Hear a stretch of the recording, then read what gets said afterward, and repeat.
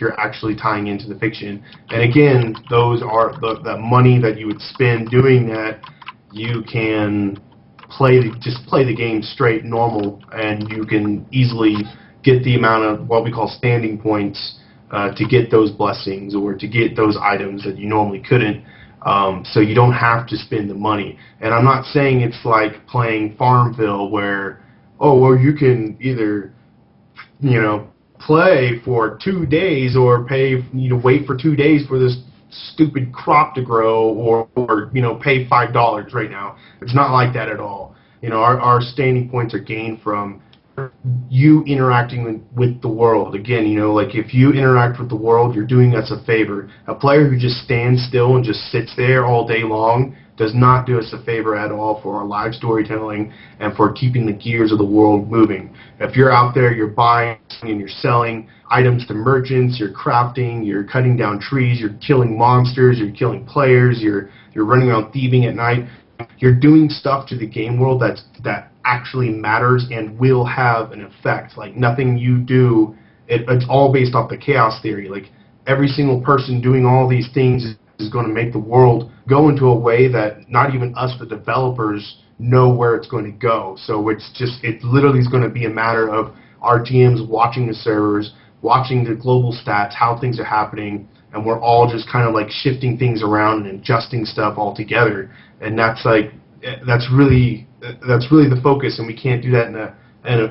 a free-to-play world where players are just rolling in with $50 and being like, I want to be the best player on the server, and they just throw their card down, and now they're the best players. Like, of course, every businessman in the world's like, oh, why wouldn't you want that? But I believe in pennies, and I believe if you have 70% of players throwing in pennies every now and then, it's going to be way better than 20% wolves and the 10% whales. So. Okay. What about a timeline? The game, when can we, do you guys have it in an Friends and Family Alpha stage yet? If not, when can we possibly see that? And then rolling that into, we might see a beta. After that, we might see the release. I know you guys want people to actually get in there and start playing it kind of early to help work on the development process. Yeah. So, yeah, we're looking at releasing a small portion of the world at the 30% mark. And that's going to help us refine all the systems, and and again, people have called it out. Yeah, it's true. Like, it's going to help us fund further development with players helping us out at that point.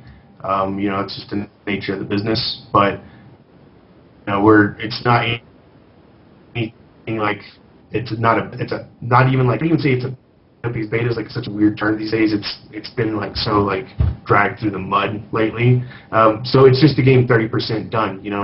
And it's not to the point to where it's like, okay, here's the game 30% done. We're just gonna okay, here's new content. Like we haven't dived into the fiction again. Like the world unravels, and we have people sailing and searching and discovering new lands and stuff like that.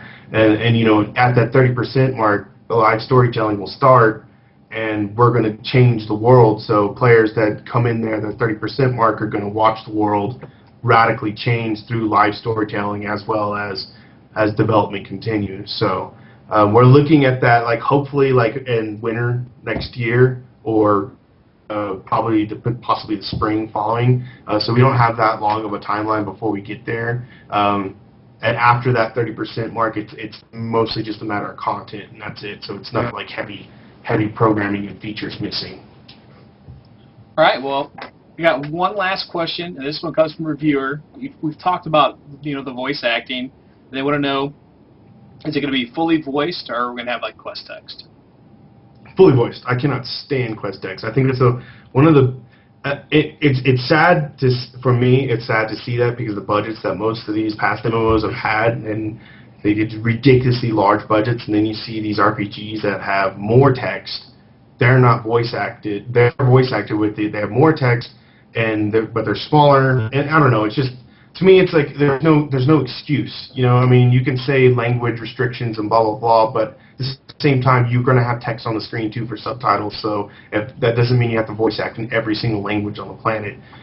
So yes, we are going to definitely do full voice acting. And I've seen comments before where shared voice acting, and it's like, yeah, probably, like maybe we're gonna have an actor do like 3 or 4 characters or something like that. Maybe not something as insane as like in Mass Effect where like 5 guys did like 100 different characters or something like that. So you're not getting used to the same guy over and over.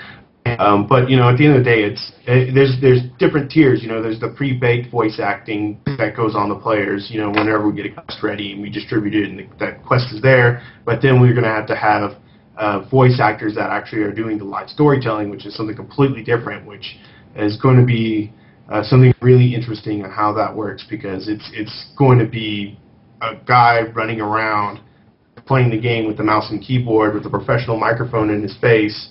And he's not going to have any other takes. It's going to be live acting with the players. So that's going to be something really interesting. We're really excited to do. All right, well, I'll do some random obscure NPCs for free. Just give me a call. Let me know. But, all right, Kedhrin, thanks for your time. Thanks for coming and spending and talking about Revival with us. Everybody else out there, have a great evening. Thanks.